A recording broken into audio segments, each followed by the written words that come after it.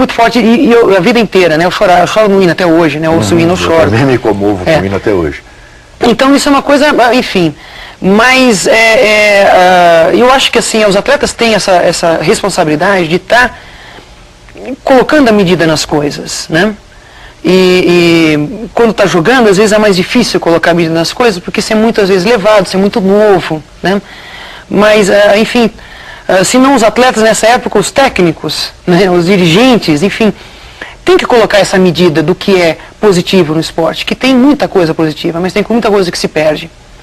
E essa relação, ela é passada como modelo para a sociedade, né? Então, assim, uma coisa, eu acho que o meu grande diferencial é que eu sempre tive uma consciência, eu tive a sorte de ter a formação que poucos brasileiros têm. Eu estudei em colégio particular, eu tive uma família do meu lado minha vida toda, né? Enfim, eu tive a oportunidade de viajar o mundo, conhecer outras culturas, ler, conhecer efetivamente, né? Enfim, eu tive condição de aproveitar, né? Então, eu acho que é minha responsabilidade, dentro daquilo que a gente aprende no esporte, cada um tem que dar o seu 100%, né? De retornar isso de uma maneira para a sociedade. Enfim, eu acho que os atletas têm que fazer isso, na sua medida, né? Cada um na sua medida. Você nunca teve dúvida que o vôlei era o seu caminho, Ana? Ou você teve alguma passagem pelo basquete, pelo handball, ou até pelo futebol? Olha, eu tive, na verdade, eu fiz atletismo e vôlei até os 14 anos, seriamente, né? Eu sempre fiz vôlei desde os 7 anos e depois fiz vários outros esportes, mas sério mesmo, de competir e tal, atletismo. E eu com 12 anos, eu fui vice-campeã brasileira mirim, de pentatlo.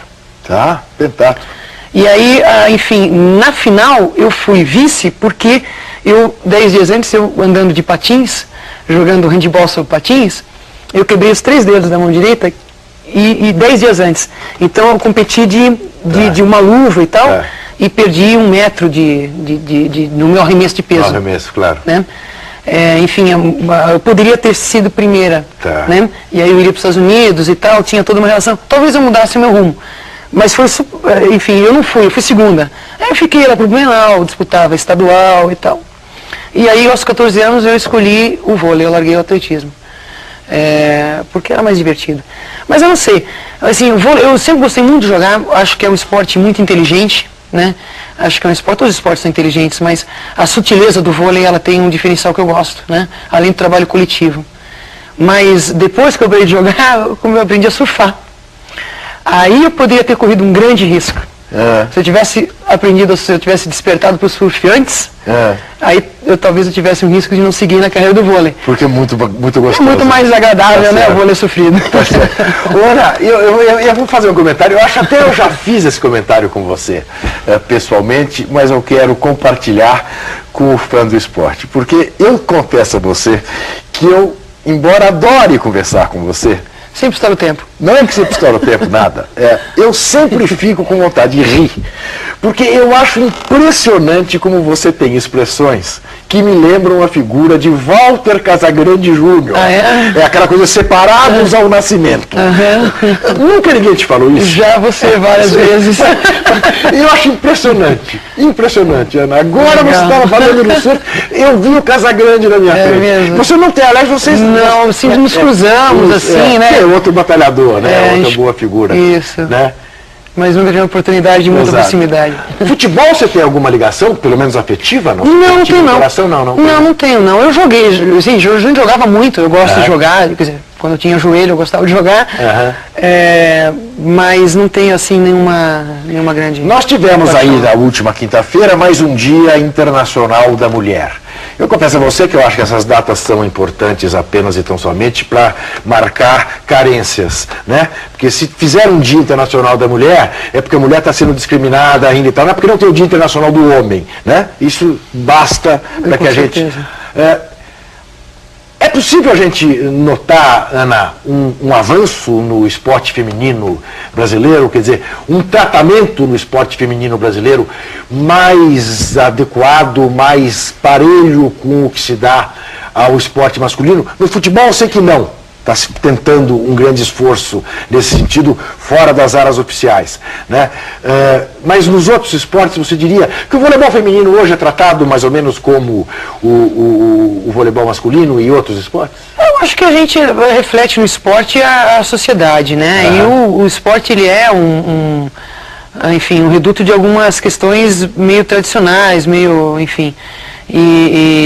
então, enfim, eu acho que ainda se sofre um pouco com o machismo, né, com a relação econômica até, de uma maneira geral, né, mais forte do homem que da mulher. Eu acho que o esporte ainda sofre isso, mas de uma maneira muito menor, inclusive de quando eu jogava, né. O voleibol, no caso particular, quer dizer, o vôlei feminino teve anos com resultados melhores que o masculino, né, durante anos. Até os contratos aqui no Brasil, dos times femininos, quer dizer, as atletas mais bem pagas, mulheres, né, eram mais bem pagas que os homens, inclusive, né. Então, mas mesmo assim, o vôlei feminino tem o azar que o masculino, ele é sempre, né? Sempre campeão. Sempre campeão, né? Ele teve um período e tal, mas retoma e continua, né? Então, mas eu acho que é equilibrado. Eu acho que de uma maneira geral a gente tem evoluído bastante nessas relações. Até, enfim, o prestígio de ginástica, né? O único esporte feminino que talvez não tenha aí o reconhecimento é o próprio futebol feminino, sem né? dúvida nenhuma. E aí é reduto dos machistas do próprio futebol. E é aquilo que a Ana disse. O problema de conversar com ela é que sempre o tempo é pouco. Daí ela vai ter que voltar aqui. Ana, prazer. Obrigado. Muito obrigado a você, muito bom sempre. Conversar com você. Nos vemos nesta terça-feira. Até lá.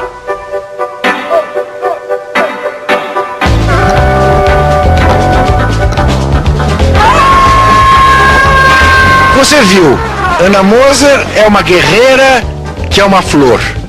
Uma flor sem espinho, mas com espinha dorsal.